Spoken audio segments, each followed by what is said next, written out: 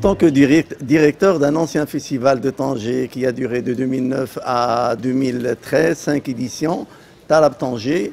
Donc pour moi, c'est un peu replonger dans ces années merveilleuses qu'on a passées à Tanger, qu'on s'émerveillait chaque année avec la venue des artistes et tout ça. Maintenant, Nadia Benjelloun, qui pose ce nouveau festival, le concept, il va un peu dans le même sens que j'avais tracé moi-même, les musiques traditionnelles du monde. Et donc, qu'est-ce que je peux dire? Les trois rives, ça parle aux Tangérois. Bon, on a l'habitude de parler des deux rives, mais pas des trois. Bon, maintenant on ajoute une autre dimension, c'est peut-être, on peut imaginer l'Atlantique, donc l'expansion de Tanger jusqu'en Amérique, pourquoi pas.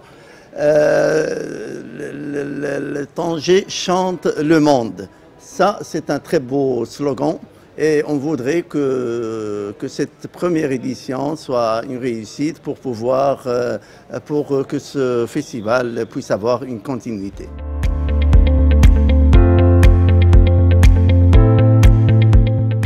En tant que musicien, chercheur et pharmacien, entre autres, donc voilà, j'ai plutôt prôné la rigueur dès mon jeune âge, quand j'ai épousé le conservatoire de Tanger à l'âge de 11 ans.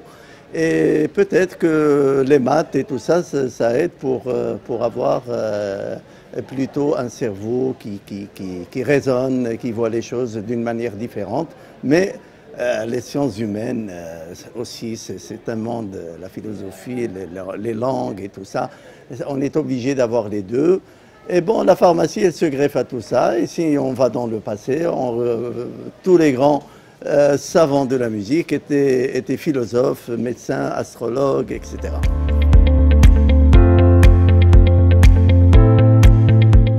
Et moi, je l'appelle maroco-andalouse, cette musique. Parce qu'elle a des ramifications. Il y a le al-ala qui emploie les instruments et as-sama' qui se base sur les voix. Et les voix, donc, on va vers les confréries religieuses qui ont développé ce répertoire en s'inspirant bien sûr de al-ala. Les modes, nous avons des modes communs, des rythmes communs, etc.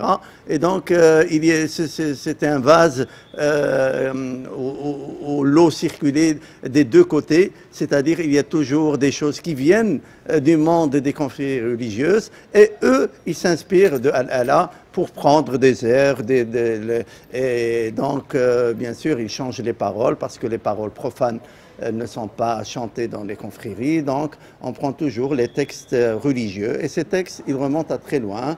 Bon, si je ne dois citer qu'un seul nom, je citerai Al-Chouchtari, XIIIe siècle, grand savant soufi de Grenade qui a fait le parcours, il est venu à Fès, puis à Bougie en Algérie, puis à Tripoli, et de là il est allé au Caire, en Égypte et même en Syrie. C'est quelqu'un qui a popularisé, je dirais, le soufisme qui était très savant, très bon, c'est la réclusion, c'est soi-même.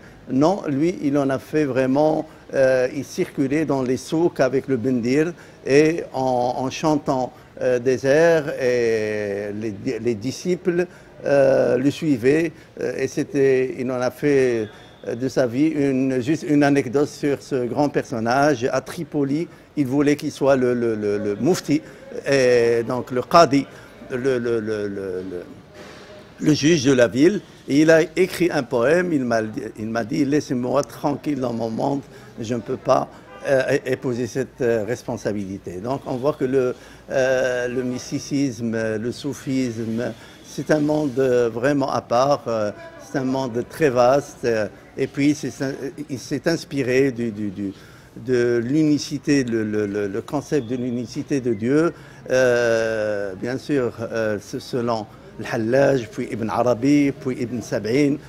Voilà, donc le soufisme, c'est tout un mode de vie.